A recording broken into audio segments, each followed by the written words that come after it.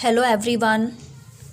Close packing के बाद आज हम जो नेक्स्ट टॉपिक डिस्कस करने वाले हैं वो है हमारा पैकिंग एफिशिएंसी। आज हम पैकिंग एफिशिएंसी की बात करेंगे। आज हम जानेंगे कि कौन सी पैकिंग हमारी ज़्यादा एफिशिएंट होती है। तो आइए सबसे पहले हम जानते हैं कि पैकिंग एफिशिएंसी होती क्या है, हम कैसे डिफ़ाइन करते हैं।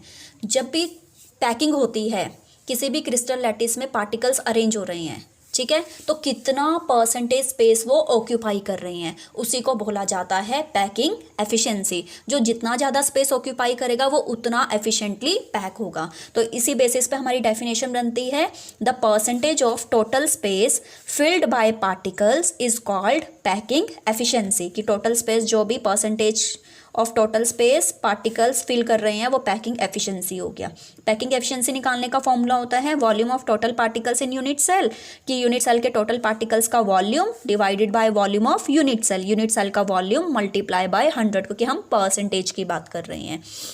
तो ये हो गया पैकिंग एफिशिएंसी को कैसे डिफाइन करते हैं, क्या इसका फॉर्मूला है। अब हम पैकिंग एफिशिएंसी निकालेंगे तो सबसे पहले हम पैकिंग एफिशिएंसी की बात करते हैं HCP CCP अरेंजमेंट पे।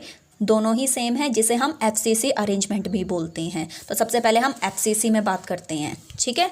अब FCC में हमें पता है कि हमारे पार्टिकल्स क्या होते हैं। ये मैंने एक फेस लिया है, तो FCC अरेंजमेंट में पार्टिकल्स हमारे कॉर्नर्स पे प्रेजेंट होने के साथ साथ फेस के सेंटर में भी प्रेजेंट होते हैं। और अरेंजमेंट कुछ इस तरह से होता है कि जो पार्टिकल्स कॉर्नर पे प्रेजेंट होते हैं वो भी एक दूसरे के साथ टच में होते हैं। यहाँ पे दिखाया नहीं है, लेकिन पार्टिकल्स जो कॉर्नर पे होंगे वो भी एक दूसरे के टच में होंगे, और जो फेस के सेंटर में होगा वो भी टच कर रहा होगा नेबरिंग पार्टिकल्स को। तो इस टाइप का अरेंजमेंट होता है। अब total number of particles FCC में कितने होते हैं, 4 होते हैं। हमें सबसे पहले क्या निकालना है, टोटल पार्टिकल्स का वॉल्यूम निकालना है। तो वॉल्यूम ऑफ पार्टिकल्स, अब पार्टिकल को हम स्फीयर मान के चलते हैं, और स्फीयर का वॉल्यूम क्या होता है 4/3 πr³। टोटल पार्टिकल्स 4 हैं, तो पार्टिकल्स का टोटल वॉल्यूम कितना हो जाएगा 4 × 4/3 πr³, 16/3 πr³। अब हम बात करते हैं वॉल्यूम ऑफ यूनिट सेल की। ये वाला पोर्शन हमने निकाल दिया। अब यूनिट सेल का वॉल्यूम, ये यूनिट सेल है, यूनिट सेल की एज लेंथ कितनी है A, तो यूनिट सेल का वॉल्यूम क्या हो जाएगा A³ हो जाएगा। लेकिन यहाँ पे हमारा R की फॉर्म में है, तो हमें वहाँ पर A का फॉर्मूला भी किस फॉर्म में चाहिए, R की फॉर्म में चाहिए। तो अब हम उसके लिए सबसे पहले हम निकालते हैं A की वैल्यू R की फॉर्म में निकालते हैं। अब यहाँ पे जो हम ट्राइंगल लेंगे, हमारा पार्टिकल मेन FCC है फेस के सेंटर में होने की वजह से, तो इसलिए हम फेस डायगोनल निकालेंगे। हम AC की वैल्यू निकालेंगे। AB हमें पता है A है, BC भी हमें पता है A है, तो हम ट्राइंगल ABC लेंगे और AC निकाल देंगे पाइथागोरस थ्योरम अप्लाई करके। तो AC हो जाएगा √AB² + BC²। वैल्यूज़ पुट करी, AB भी हमारा A है, BC भी A है, तो √A² + A² √2A² आ गया। 2 रूट के अंदर रहेगा, A बाहर आ जाएगा, तो AC की वैल्यू मेरे पास क्या आ गई √2A आ गई। अब हमारे पास सिचुएशन कुछ इस तरह से है कि ये एक कॉर्नर का पार्टिकल है, ये दूसरे कॉर्नर का पार्टिकल है, और ये जो फेस के सेंटर में तीनों पार्टिकल एक दूसरे को टच कर रहे हैं।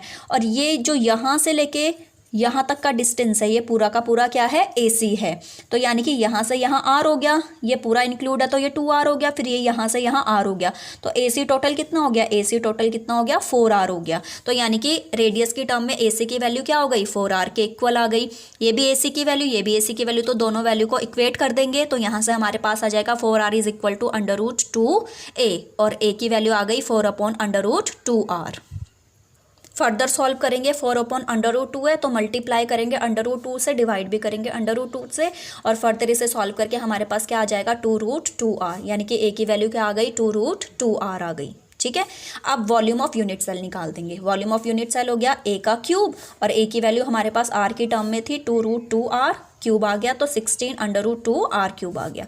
पैकिंग एफिशिएंसी के लिए फॉर्मूला जो हमारा टोटल पार्टिकल्स का वॉल्यूम था जो हमने पीछे निकाला था 16/3 πr³ अपॉन में यूनिट सेल का वॉल्यूम जो अभी निकाला है मल्टीप्लाई 100। सारी वैल्यूज़ पुट कर देंगे। √2 की पाई की वैल्यू रख दी 3.14, √2 की वैल्यू रख दी 1.414, और फर्दर सॉल्व किया तो 74.02, यानी कि अप्रॉक्सीमेट 74% आ गया।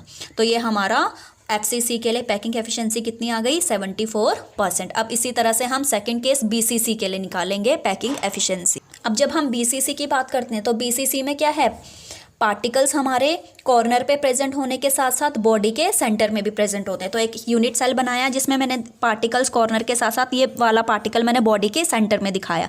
अब जो पार्टिकल बॉडी के सेंटर में है तो ये पार्टिकल एक दूसरे के टच में है, तो यानी कि यहाँ पे हमें क्या लेके चलना है, बॉडी डायगोनल लेके चलना है इस तरह से। तो यहाँ से जब हम ट्राइंगल यहाँ पे लेंगे ACD ट्राइंगल लेके चलेंगे, जिसमें से हमें सिर्फ CD की वैल्यू पता है A है। AC की वैल्यू अभी हमने लास्ट केस में निकाली थी। AC हमारा फेस डायगोनल था और AC की वैल्यू हम निकाल चुके हैं, तो AC की वैल्यू यहाँ दोबारा निकालने की ज़रूरत नहीं है। AC की वैल्यू हमें पता है कि AC हमारा क्या था, फेस डायगोनल था। फेस डायगोनल था तो AC की वैल्यू हमने निकाली थी, AC is equal to √2A निकाली थी। तो डायरेक्ट हम बॉडी डायगोनल निकाल देंगे। बॉडी डायगोनल AD हमारा क्या आ जाएगा, अब AD निकालना है तो AC का स्क्वायर प्लस CD का स्क्वायर बन जाएगा। तो √AC² plus CD square, values put करी 2A स्क्वायर प्लस A²। तो यहाँ से हमारे पास AD की वैल्यू, तो यहाँ से हमारे पास AD की वैल्यू आ गई √3A आ गई। अब उसी तरह से AD की वैल्यू हमें R की टर्म में भी चाहिए। अब R के टर्म के लिए ये हमारा पार्टिकल एक कॉर्नर पे था, ये दूसरे कॉर्नर पे, और बीच में ये बॉडी के सेंटर में था। तो सेम जैसे AC के केस में था, AD के केस में भी AD किसके इक्वल आ जाएगा, 4R के इक्वल आ जाएगा। तो AD हमारा 4R के भी इक्वल है। दोनों AD की वैल्यू है, दोनों को इक्वेट कर दिया, 4R is equal to √3A। तो यहाँ से मेरे पास A की वैल्यू आ जाएगी 4/√3 R आ जाएगी।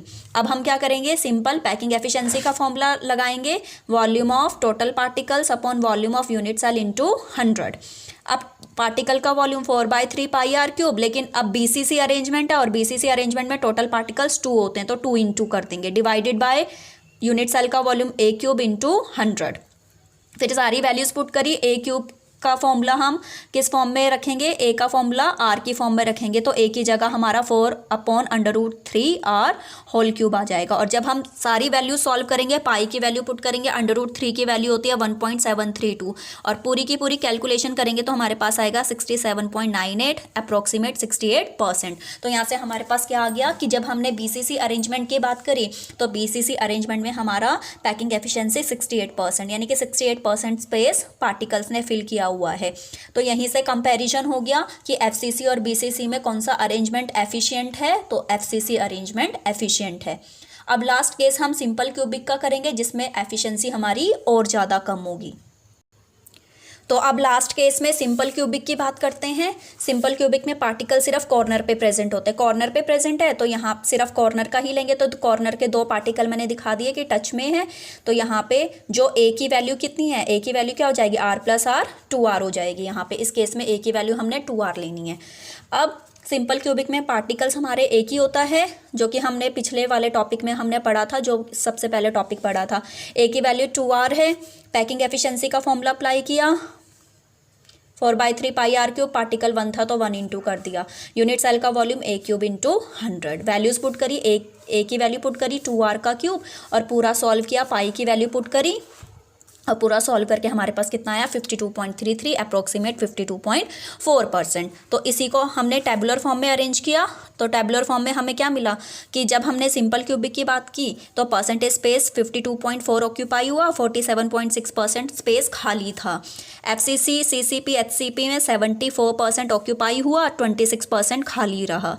BCC में 68% ऑक्यूपाई हुआ और 32% एम्प्टी हुआ। तो यहाँ से हम कंपेयर कर सकते हैं कि तीनों में से Thus we conclude that FCC, या जिसे हम CCP HCP भी बोलते हैं, वो वाली क्लोज पैकिंग हमारी ज़्यादा एफिशिएंट है।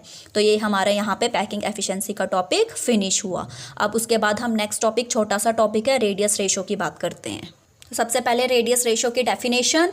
रेडियस रेशो नाम से पता चल रहा है, रेडियस का रेशो, किसकी, रेडियस का, कैटायन और एनायन की। तो the ratio of radius of cation to that of radius of anion is called radius ratio rule.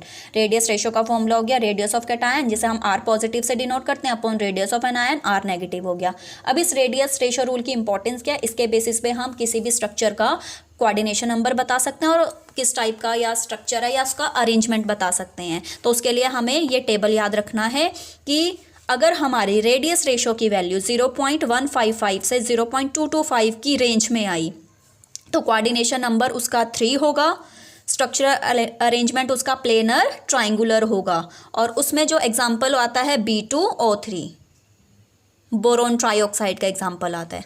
Second, अगर हमारा रेशो की रेंज 0.2 0.225 से 0.414 के बीच में आती है, तो कोऑर्डिनेशन नंबर हमारा 4 बनता है। कोऑर्डिनेशन नंबर 4 है और अरेंजमेंट हमारा क्या होगा, टेट्राहेड्रल अरेंजमेंट होगा। स्ट्रक्चर टाइप हमारा ZnS type, zinc sulphide type का बनेगा। और अदर एग्जाम्पल इसमें क्या आ सकते हैं, copper chloride, copper bromide, copper iodide, barium sulphide, ये सब एग्जाम्पल हम इसमें लिख सकते हैं। तीसरा, अगर हमारा रेडियस रेशो का रेंज 0.414 से 0.732 की रेंज में आता है तो कोऑर्डिनेशन नंबर हमारा 6 हो जाएगा, अरेंजमेंट हमारा ऑक्टाहेड्रल बनेगा और स्ट्रक्चर टाइप NaCl हो जाएगा। इसके अलावा अदर एग्जाम्पल हमारे NaBr हो सकता है, KBr, magnesium oxide, calcium oxide, सब इसी में आएगा।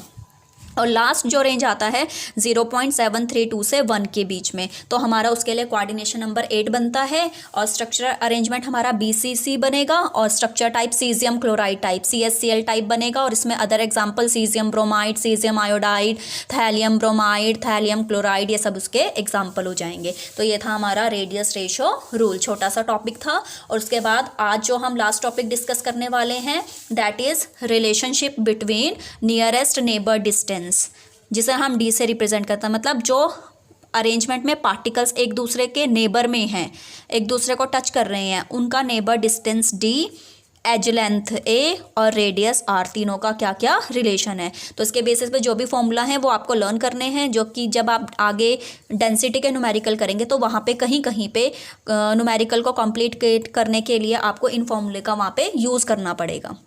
तो सबसे पहले हम बात करते हैं सिंपल क्यूबिक यूनिट सेल की। तो सिंपल क्यूबिक यूनिट सेल में क्या होता है, पार्टिकल्स हमारे कॉर्नर पे हैं तो एक दूसरे के टच में है, तो जो डिस्टेंस है D वो किसके इक्वल है, देखने से ही पता चल रहा है D 2R के इक्वल हो जाएगा या वो A के इक्वल हो जाएगा। तो सब सिंपल क्यूबिक के लिए सबसे सिंपल है, D हमारा A के इक्वल हो जाएगा, A फर्दर हमारा 2R के इक्वल है, तो यहाँ से हमारा रिलेशन रेडियस A/2 या D/2 होगा। फिर सेकंड नंबर पे हमारा आता है फेस सेंटर्ड क्यूबिक FCC। अब इसमें हमारे दो केसेस बनते हैं, या तो क्रिस्टल हमारा नॉन आयनिक है जिस सिंगल एलिमेंट का अरेंजमेंट है, या कि क्रिस्टल हमारा आयनिक है। आयनिक में भी जैसे NaCl, zinc sulphide, lead sulphide, ये इस टाइप के आयनिक क्रिस्टल हैं। तो क्या फॉर्मूला अप्लाई करना है, तो सबसे पहले नॉन आयनिक की बात करते हैं, सिंगल एलिमेंट का अरेंजमेंट है। तो उस केस में जो नेबरिंग डिस्टेंस है D = ½ ऑफ AC। AC अभी अभी हम पढ़ चुके हैं, फेस डायगोनल होता है, AC की वैल्यू √2a होती है। तो D = ½ ऑफ √2a, तो D की वैल्यू हमारे पास आ जाएगी √2/2a। फर्दर उसको सिंप्लीफाई कर सकते हैं, सिंप्लीफाई करके हमारे पास आ जाएगा D = a/√2। तो दोनों में से कोई भी फॉर्मूला आप याद रख सकते हो। इस तरह से जब हम रेडियस निकालते हैं, रेडियस का फॉर्मूला डिस्टेंस/2, डिस्टेंस का फॉर्मूला हमारे पास है तो डिस्टेंस/2, तो यहाँ से हमारे पास आ जाएगा R = a/2√2। तो ये दो फॉर्मूले आपको लर्न रखने हैं। फिर अगर क्रिस्टल आयनिक है, आयनिक में NaCl, ZnS, PbS, तो उस केस में आपको डायरेक्ट फॉर्मूला अप्लाई करना है। तो उस केस में एज लेंथ A किसके इक्वल हो जाएगा, 2 × डिस्टेंस के इक्वल हो जाएगा, या डिस्टेंस निकालना है तो A/2 हो जाएगा। तो ये था FCC। अब बात करते हैं BCC की।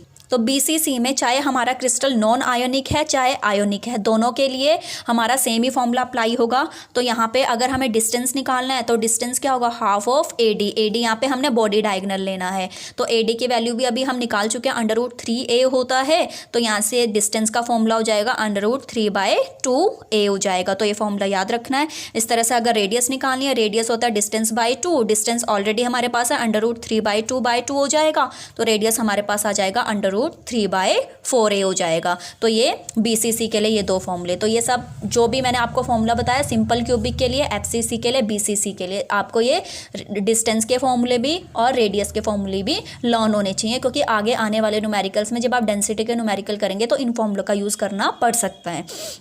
तो आपका आज का होमवर्क यही है कि इन टॉपिक को अच्छे से अंडरस्टैंड कीजिए और इनके बेसिस पे जो भी आपको होमवर्क मिलेगा उसको कीजिए। फिर नेक्स्ट लेक्चर में हम डेंसिटी के न्यूमेरिकल डिस्कस करेंगे। Thank you.